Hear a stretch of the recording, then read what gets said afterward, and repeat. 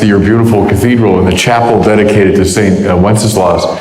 And then afterwards, I had a beautiful banquet luncheon at the Archbishop's residence, and I was honored by the Cardinal's presence there. And it's just meant an enormous amount to me to know how warmly welcomed I've been here. So thank you, everybody, for that.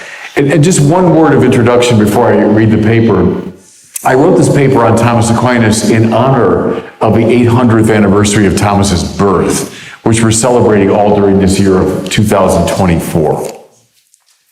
So with that, I'll begin. It's obvious that Catholic social teaching developed by Pope Leo XIII and his successors owes much to St. Thomas Aquinas. Though he composed no classical treatise on political philosophy, his late career De Regno being perhaps the only exception, Thomas managed in the course of his voluminous writings to sum up the best of the biblical sources, the church fathers, and the classical philosophers regarding the great themes of political thought. This made him a prime inspiration for the modern popes as they turned to questions of property, the common good, right rule, just war, etc. But I wonder whether sufficient attention has been paid to the manner in which these more practical and moral considerations are grounded ultimately in Thomas's understanding of the source of existence. On his reading, we know who we are and how we ought to behave at both the personal and societal level, precisely in the measure that we have an at least inchoate sense of who God is. Therefore, Aquinas' doctrine of God is an indispensable propedeutic to any consideration of his social and political doctrine. As always with Thomas Aquinas, metaphysics comes first and ethics follows. Accordingly, in this paper, I shall explore, however inadequately, the relationship between Thomas's very distinctive notion of God as Ipsum Esse and some of the principal themes of Catholic social teaching. So, first part of the paper, who God is for Aquinas. Though Thomas is famous for saying that regarding God, we do not really know what he is, but only what he is not, that statement only tells part of the story. For along with theological language under the rubric of the via negativa, think infinity, immutability, eternity, etc., Aquinas employs terminology under the rubric of both the via positiva, the positive way, and the via eminentiae, the way of eminence. He affirms, for instance, that God is good, perfect, omniscient, and omnipotent. A term that Thomas applies to God and that hovers, as it were, on the border between the negative way and the positive way is simple. By this word, he signals that essence and existence coincide in God. This means, on the one hand, that God cannot be defined or known categorically, hence the term is a function of the via negativa. On the other hand, the same term implies that God is the fullness of what it means to be. Hence, the use of the word is an expression of the via eminentiae. To make this clearer, we must recall that in Thomistic ontology, essence or quidditas, that's his term, is a principle of potency vis-a-vis existence or esse, to be, which is an active principle. Thus, for example, a human being is the actus essendi, the act of existence, delimited by the quidditas of humanity, existence actualizing, as it were, the potentiality that lies within it. We grasp this merely potential nature of humanity when we understand that there's no difference in content between humanitas in an actually existing human being and humanitas subsisting simply as a notion within consciousness. Thomas articulates the idea of the real distinction between essence and existence more generally in his early work, De Ente et Essentia. Here's a quote from Aquinas. Every essence or quiddity can be understood without understanding anything about its existence. I can understand what a human being is or what a phoenix is, and nevertheless not know whether either has existence in reality, close quote. So with this fundamental demarcation in mind between essence and existence, Thomas, in that same early text, mounts an elegant argument for God's existence, more convincing, I've always thought, than any of the famous five at the beginning of the Summa Theologiae. Whatever a thing has must come to it, he says, either from its proper nature, that is, as an essential property, or from an extrinsic cause. Hence, to use his famous example, risibility, the capacity for humor, pertains to a human being by nature, whereas light obtains in the atmosphere only through the ongoing influence of the sun. But with anything marked by a real distinction between essence and existence, its act of to be cannot belong to it properly. It must therefore receive this act of being through an extrinsic efficient cause. I'm quoting again from Thomas. And since everything that is through another is reduced to that which is through itself as to a first cause, there must be something that is the cause of existence in all things, in that this thing is existence only. His term, Ipsum Esse tantum. It's the sheer act of to be. If we might put this in a pithy formula, that which merely has being, anything we experience in the world, is reduced finally to that which is being, that whose very nature is to be. The conclusion of the demonstration is that there's a reality in which essence and existence coincide, or better, something that's utterly unmarked by even a trace of potentiality. Hence Thomas's famous description of God as actus purus. Now, what should be clear is that this ultimate metaphysical ground cannot be construed as one existent among many, not a type of being at all. As Thomas states, I think startlingly enough, in the Summa Theologiae, this reality is not in any genus, even the genus of being. And this is why, throughout his career, Thomas prefers the term ipsum esse subsistens, the subsisting act of being itself for God, rather than en summum, highest being, which would designate the most impressive item in the set of all beings. Here, Thomas's theological language is congruent with St. Anselm's description of God as id quo maius cogitari nequit, that than which nothing greater can be thought. For the reality signified by that descriptor could not simply be the highest being, since the highest being plus any other being would be greater than the highest being alone. With respect to Anselm's description, God plus the entire world is not greater than God alone. My former professor, Robert Sokolowski, expressed the same idea as follows, quote, after creation, there are indeed more beings, but not more perfection of esse, close quote. Now, lest we think that this is a purely philosophical speculation, we must recall that Thomas consistently correlates this manner of speaking of God with the self-revelation of God offered in the book of Exodus. When Moses inquires of God his name, he's asking a commonsensical question. Which God are you? He's endeavoring, reasonably enough, to put this mysterious speaker into some set of categories. The famous divine answer, I am who I am, is designed to undermine the legitimacy of the question when posed in regard to God. Thomas parses the response in terms of the essence-existence metaphysics. God's essence, what he is, simply is his existence. In David Burrell's language, to be God is to be to be. Now, following from that, a creation metaphysics. From these high theological claims regarding the nature of God, a number of conclusions can be drawn with respect to the created order. As we've seen, that in which there is a real distinction between essence and existence must depend in the most radical sense upon the causal influence of ipsum esse. It is not the case that creation is a relation that obtains between a supreme existent, God, and more mitigated forms of existence. God and created things do not relate to each other in the standard Aristotelian sense, whereby a relation mediates between two or more things. Indeed, Thomas goes so far as to say in the De Potentia that a creature is, here's his Latin, quaedam relatio ad creatorem cum novitate essendi, a kind of relationship to the Creator with newness of being, so that the creature is a relationship to God all the way down. This implies, furthermore, that God is in all things as Thomas puts it in the second Summa, quote, by essence, presence, and power. And then he adds, intime, most intimately so.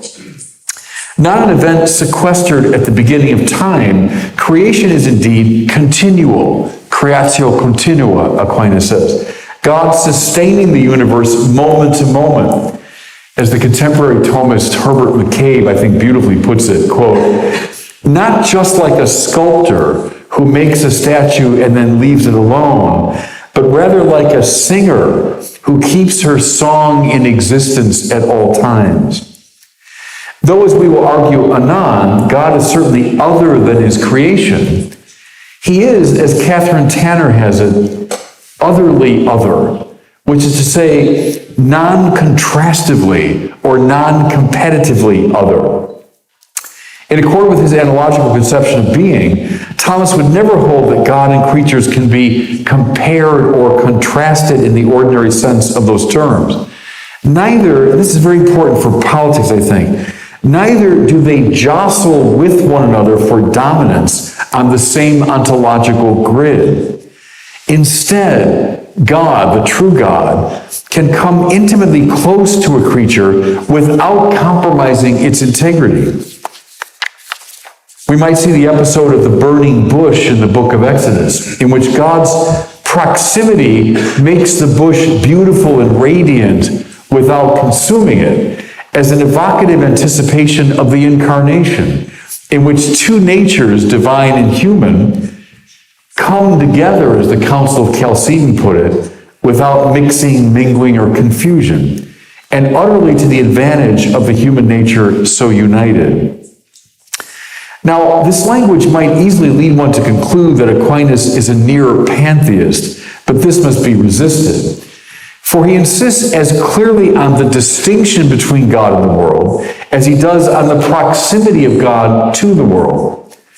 There can indeed be no real comparison between that which exists through the power of its own essence and that which derives its being entirely from another.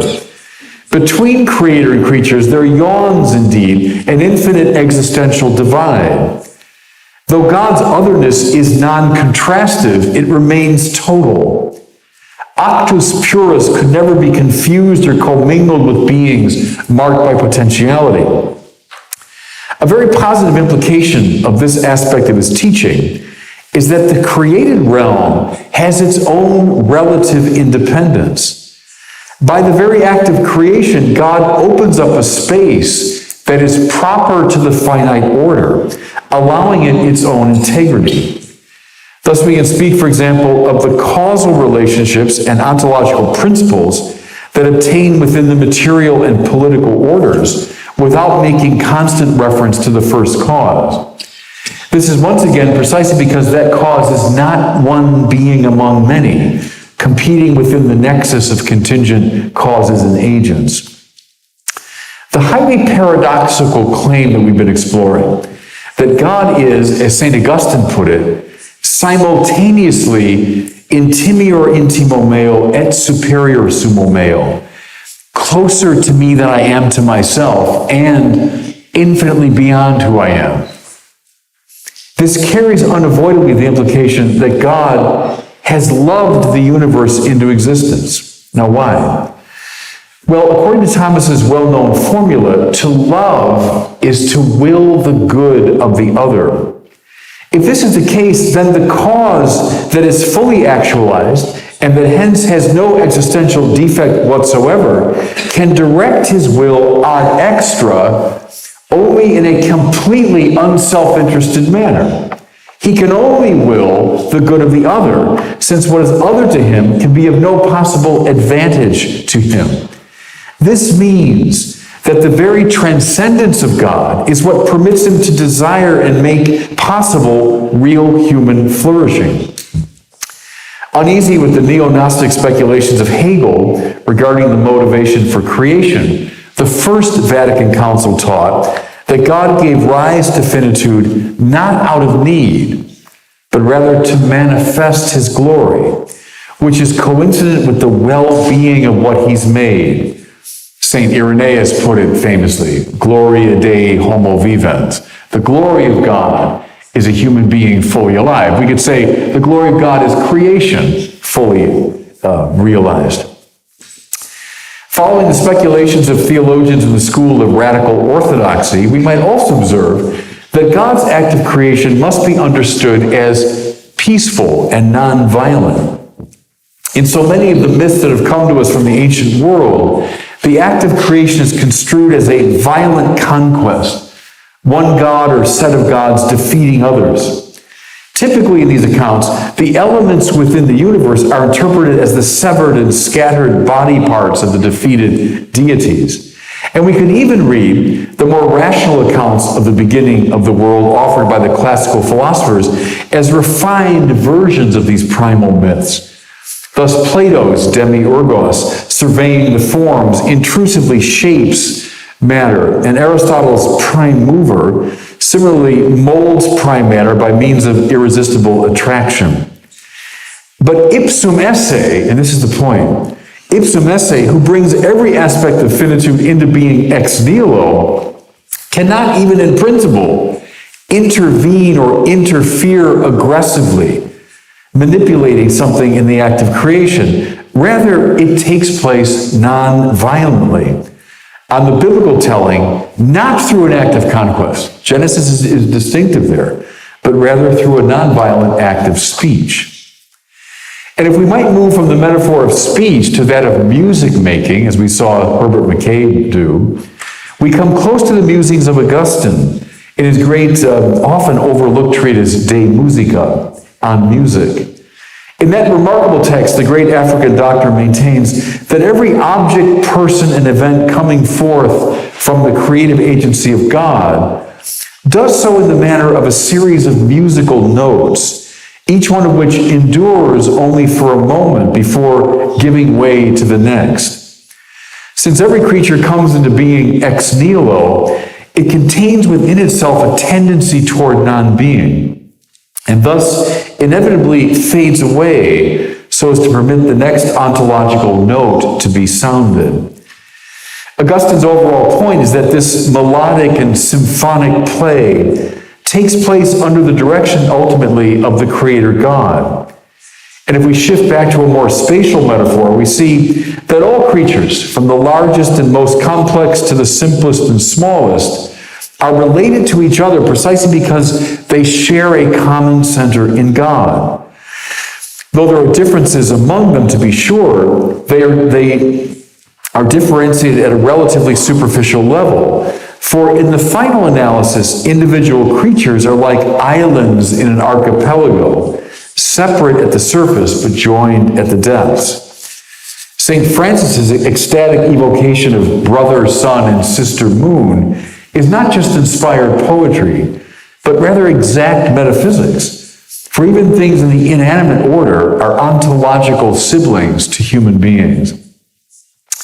Though both spatial and musical metaphors are illuminating, they miss a key element in Thomas's understanding of the relationship between God and the world. Though God has indeed made the world good, even very good, he's not made it perfect. Instead, it appears to be his will that the good creation evolves toward ever greater perfection, precisely under the influence of the final causality of the prime mover. This happens involuntarily in the natural material order, and it happens through intelligent and consciously willed engagement at the spiritual level. We might speak here with John Polkinghorne of the free process that God permits within the natural world and the free will that he allows to operate in humans and angels. Though any number of alluring causes are involved in the process, the ultimate cause of the created realm's movement is the supreme value who is God. It's worth noting that Aquinas' account of creation in its various dimensions involves both a Platonic and an Aristotelian sense of the good. You know, on Plato's reading, the good is that which gives itself, bonum difficivum sui, in the scholastic rendering of the principle. And on Aristotle's, the good is that which attracts by its perfection. For Thomas, God is good in both senses.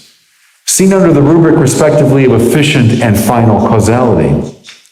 Moreover, lest we understand this in a vaguely deist way, we must recall Thomas's insistence that God's providence, quote, extends to particulars, close quote. In a word, God has not simply established the causal framework in which created things operate and evolve. He's intimately and personally implicated in each creaturely movement in his direction. So that's a brief articulation of Thomas's distinctive doctrine of God. I now want to pull out some implications for his social teaching and the social teaching of the church. So, having surveyed these pivotal theological and metaphysical issues, we're now in a position to make some observations regarding Thomas's conception of the political and social order. I would draw attention first to the framing of political action made possible by Thomistic ontology. As we saw, the act of creation by which God gives rise to a dimension of being really distinct from his own clears out a space for both nature and society. Instinct-based evolution can happen within the material world, and voluntary evolution can happen within the human body politic.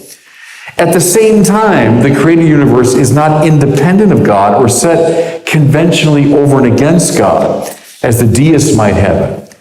Rather, as we've seen, Ipsum Esse functions non-competitively as both sustaining efficient cause and alluring final cause of all created things. As an illustration of the paradox, it might be instructive to consult the narratives in 1st and 2nd Samuel in the Old Testament. Whereas in early biblical accounts, God involves himself in a straightforwardly interventionist way. Think of God simply appearing as an embodied being in some of the stories. In the later and theologically subtler Samuel accounts, God's activity is never in question, but the manner of his activity is indirect. It might be better to say that God is operating at a qualitatively different dimension of reality, permitting him to be present to our history without crudely manipulating it. One could legitimately interpret the entire sweep of the Samuel narrative in political or psychological terms, making perfect sense of all that happens to David. But then one is compelled by the narrator to appreciate the constant and yet non-competitive influence of God throughout. Now, this dynamic is on clear display in Aquinas' moral theory. The human will does not operate spontaneously or randomly, as some contemporary philosophers seem to hold. Rather, it's always moved by certain values that appear to reason, namely, to give a few examples from Thomas, preservation in existence, sexual intercourse, the raising of children, living in society, and finally, knowledge of truth, especially truth regarding God. Hence, for Thomas, authentic freedom is never just self-determination. That's how we tend to see it. Rather, it's a kind of disciplining of desire so as to make the achievement of these goods first possible and then effortless. Following Aristotle, Thomas argues that this disciplining takes place through habituation that conduces to virtue. Thus, what informs the moral life at every stage is a hierarchy of objective values, all under the aegis of the non-competitive supreme good, who is God. Now, we can extrapolate from morality at the individual level to consider morality at the level of the body politic. Following a number of classical prompts, Aquinas holds that human beings form communities for pragmatic reasons at first, most notably to divide labor and responsibilities so as to care for bodily necessities. However, the purpose of coming together in community transcends these practical considerations and becomes a properly moral enterprise. The collectivity of citizens pursuing the ethical ends of friendship and the cultivation of virtue, the maintenance of justice and peace, and finally, the right worship of God. It's in this context that Aquinas speaks of law in the proper sense, as a command of reason whose end is the common good. But what is this common good but the attainment of these very values just named, which can be shared by everyone in the society without being diminished. Law, rightly promulgated, leads to habituation, which leads to virtue, which leads finally to the attainment of a shared happiness or participation in the highest good. Here's Aquinas. Now, the first principle in practical matters, which are the object of the practical reason, is the last end. And the last end of human life is bliss or happiness. The law must needs regard principally the relationship to happiness. Moreover, since every part is ordained to the whole, and since one man is part of the perfect community, the law must needs regard properly the relationship to common happiness. It's a marvelously pre-modern understanding of law, it seems to me. Not just a matter of protection of rights, but of orientation to the ultimate good. In this entire discussion, we see the role that Ipsum Esse plays in the determination of political life. The God who is in all things by essence, presence, and power is in the body politic non-competitively as the ever-present final moral cause. Now, I want to say a little bit more about the moral values that for Thomas constitute the common good and thus inform and orient political life, namely justice, peace, and friendship. Following Augustine, Aquinas argues that peace is the tranquillitas ordinis, the tranquility that follows from right order, and hence amounts to the reestablishment of the original order of creation. As such, it is right relation to justice. And friendship is an expression of the love that ought to obtain among human beings. It is to see the other as a second self. And what is this but the living out of the fundamental metaphysical truth that we are always already connected to each other through God? It is not the least bit accidental that the social contract theories of political life that emerged from Hobbes, Locke, and Rousseau were predicated upon an entirely different metaphysics from the one that we've been considering. When the participation ontology of Aquinas broke down under the influence of late medieval nominalism and Scotus's univocal conception of being, God indeed became a sort of supreme being among many. And the link, therefore, that all created things had to each other through God became compromised. Thus, political thinkers of a more modern stripe commenced to conceive of society as a collection of individuals motivated by self-interest and brought together artificially through contractual arrangement. And the purpose of law and government were no longer the inculcating of virtue and the orientation of society toward peace, friendship, and the worship of God, but rather the avoidance of the state of war. Think of Hobbes and after him Locke. But the political system predicated upon the sort of participation metaphysics that endorsed by Aquinas remains entirely moral in its purpose and conditioned by a relationship to the summum bonum, to the highest good. It is accordingly not simply protective, like so many of the modern theories, but morally directive.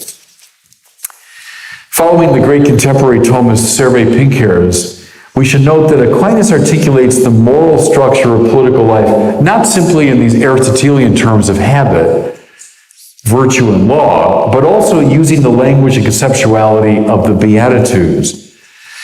Some of the Beatitudes, he argues, have a negative purpose, which is to say, they direct us away from those preoccupations that tie the soul to lower goods. Thus, we're told the poor in spirit are blessed because they're being weaned away from material possessions, as are those who mourn, for they are discouraged from finding happiness in sensual pleasure, as are the meek, for they realize that power does not ultimately satisfy the soul. And we're further informed in a more positive vein that those who hunger and thirst after justice are blessed, as are those who actively work for peace. What this fundamental teaching of Jesus demonstrates, among many other things, is the proper moral structure of political life, which cannot be ordered primarily, as it is in the Hobbesian perspective, to material well-being and protection, but to moral achievement, grounded in a proper metaphysical vision of the whole. Now, a second major motif I'd like to explore is the nature of kingship in Aquinas.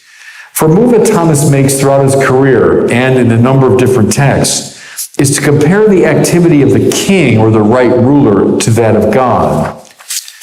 There are a few texts in the Summa Theologia that I'll explore soon, but I'd like to turn first to the De Regno, the text I referred to earlier.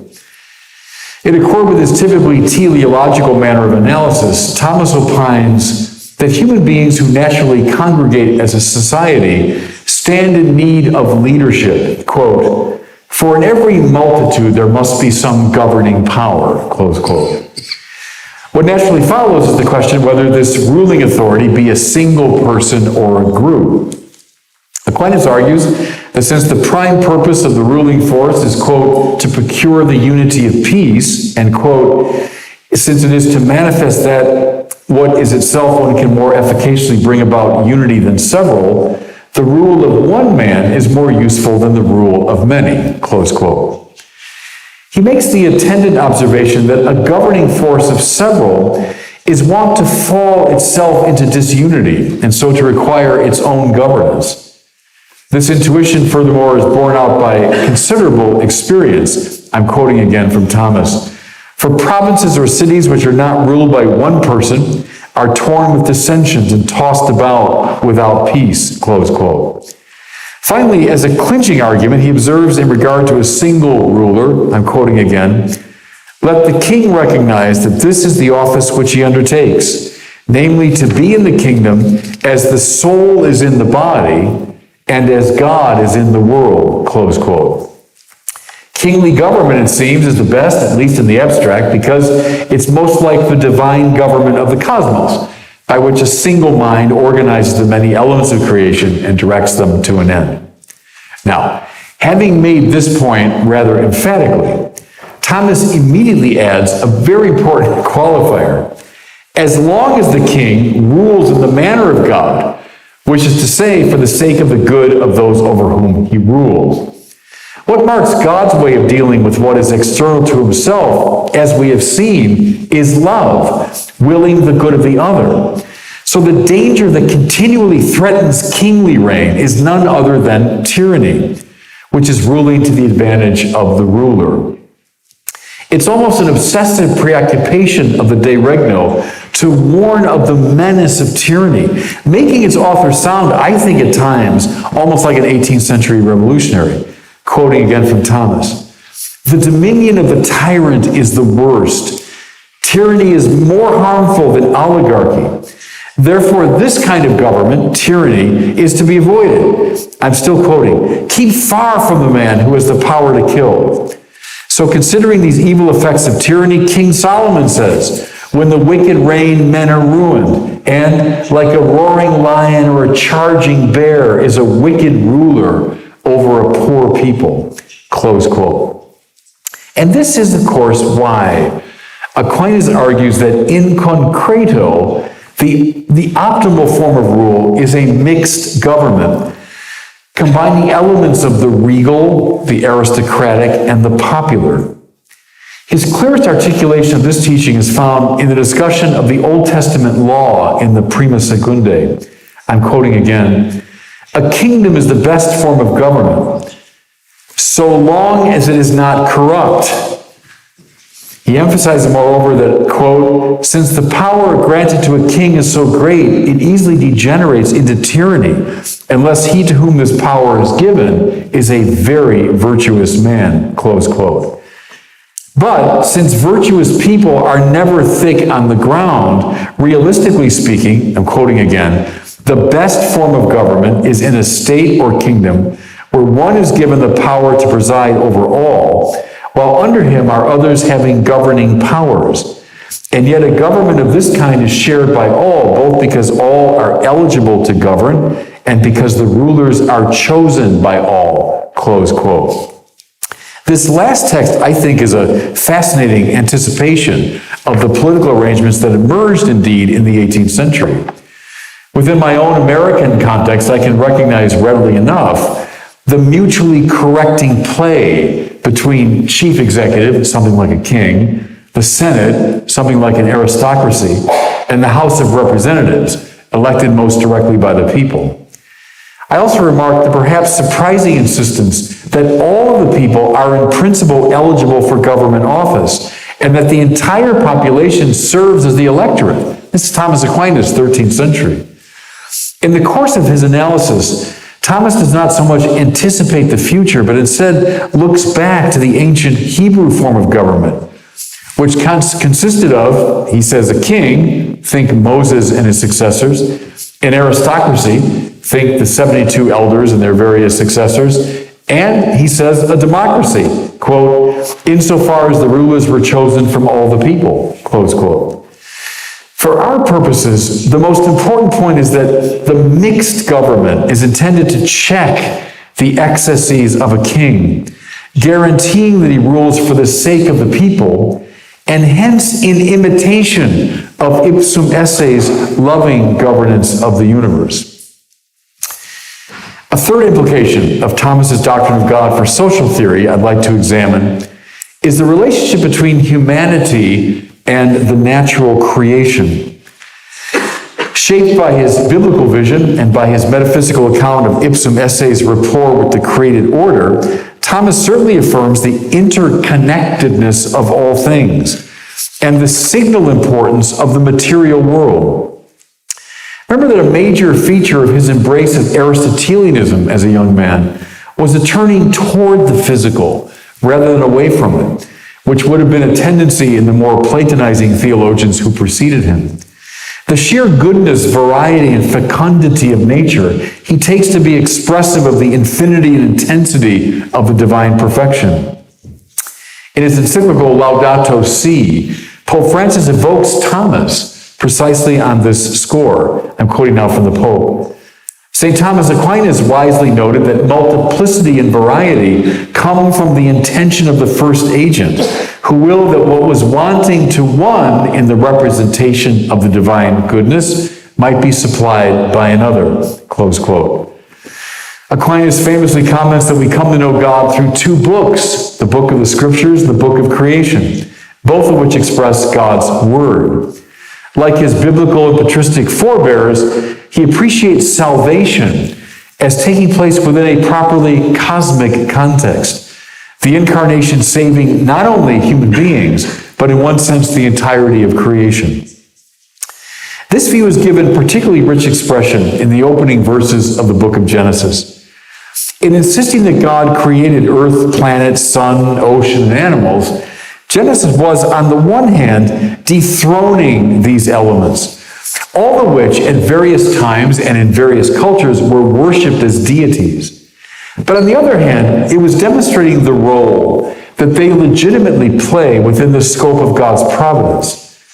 For they come forth, one after another, in a sort of stately liturgical procession, at the end of which are the first humans, who take up, therefore, the role of leaders of the praise. Eden is properly understood, I think, as a primal temple, and the first humans as priests, and the rest of creation as the choir singing a hymn of praise to the Creator. Once again, since Ipsum Esse has no ontological deficit, the praise offered to him by creation adds nothing to his greatness, but redounds to the benefit of those who offer it. The Jerusalem temple, which was decorated inside and out with symbols of the non-human creation, symbolically expressed the way in which the entire cosmos cooperates with the sacrifices that Israel made to God. This biblical and pre-modern vision of a deep integration between humanity and the cosmos gave way, it seems to me, at the dawn of the modern period.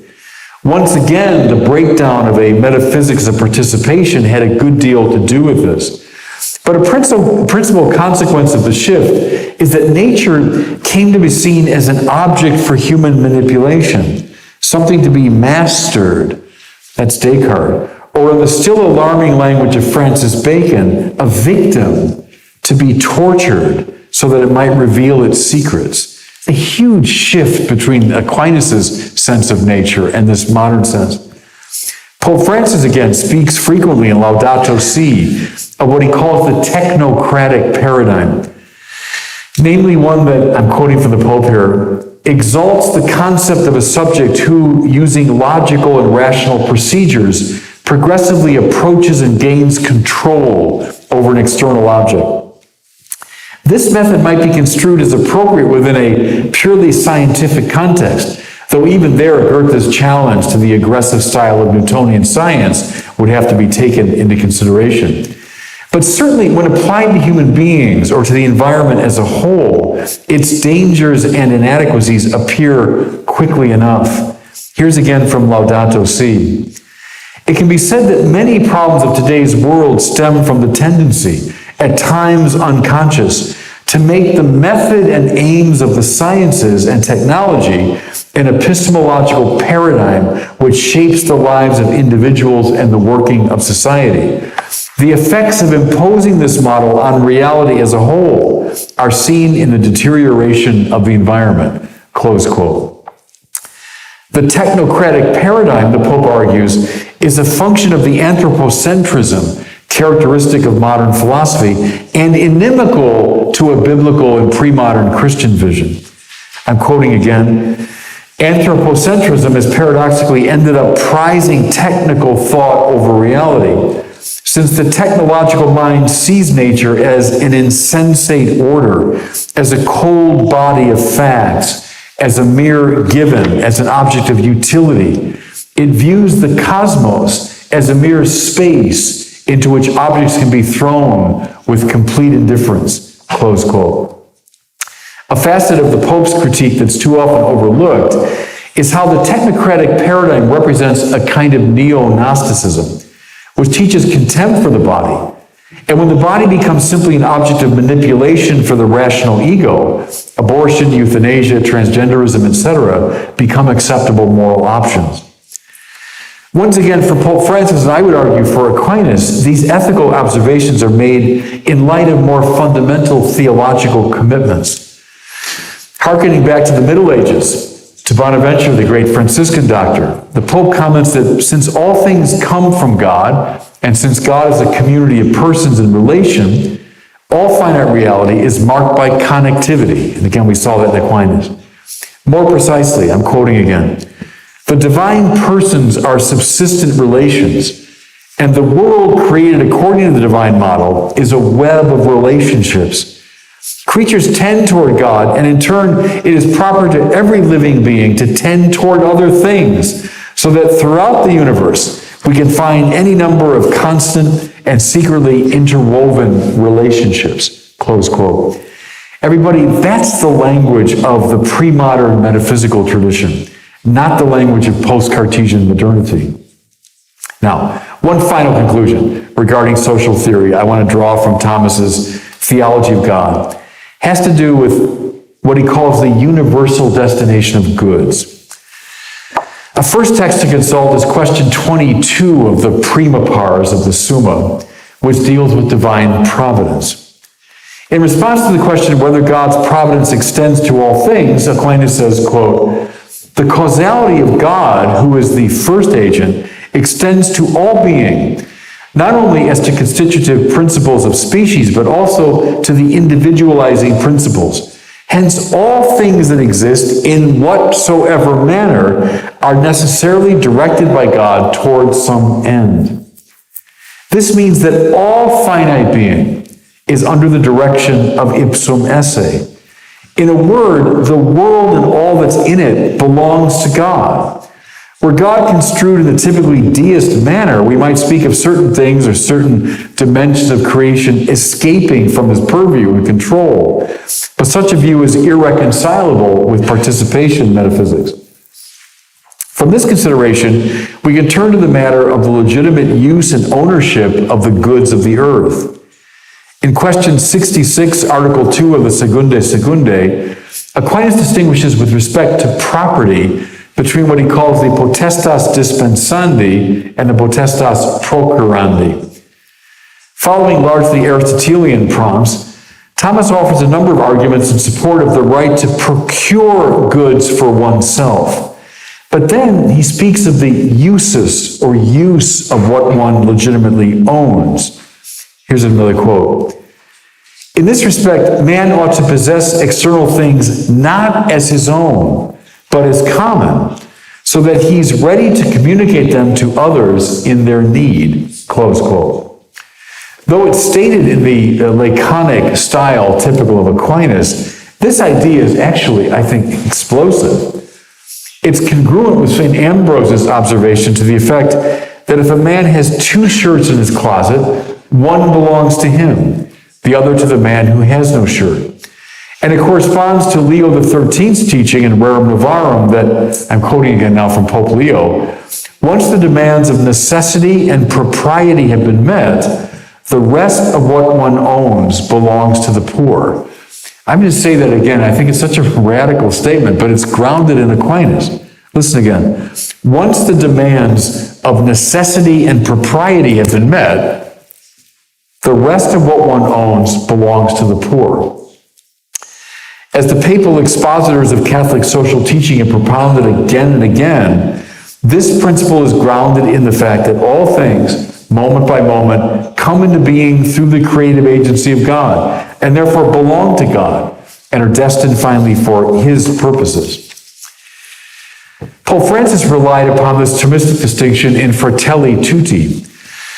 Along with all of his papal predecessors in the social teaching tradition, Francis clearly affirms the legitimacy of private property and of the entrepreneurial market economy.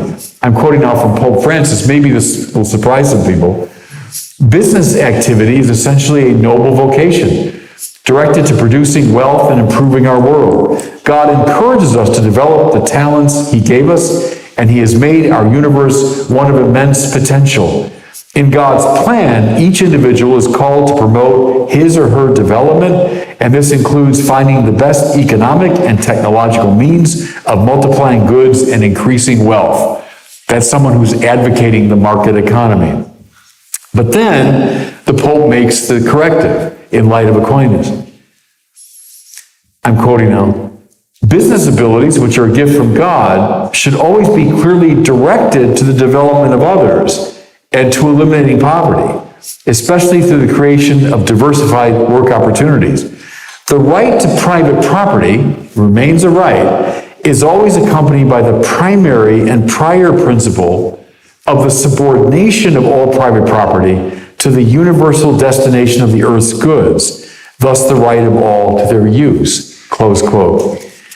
What's novel in Fratelli Tutti is the Pope's insistence that this distinction between ownership and use ought to apply not simply to individual moral agents, but to nations as well. I'm quoting again. Nowadays, a firm belief in the common destination of the earth's goods requires that this principle also be applied to nations, their territories, and their resources. Seen from the standpoint not only of the legitimacy of private property and the rights of citizens, but also of the first principle of the common destination of goods, we can say that each country also belongs to the foreigner, inasmuch as the territory's goods must not be denied to a needy person coming from elsewhere, close quote. As Pope Francis, but the theological principle is Aquinas's on the universal destination of goods. With that, just a quick word of conclusion. There's obviously much more we could say on this very rich topic. My hope is that these reflections have demonstrated the extraordinary relevance of Thomas's thought to the pivotal themes of Catholic social teaching.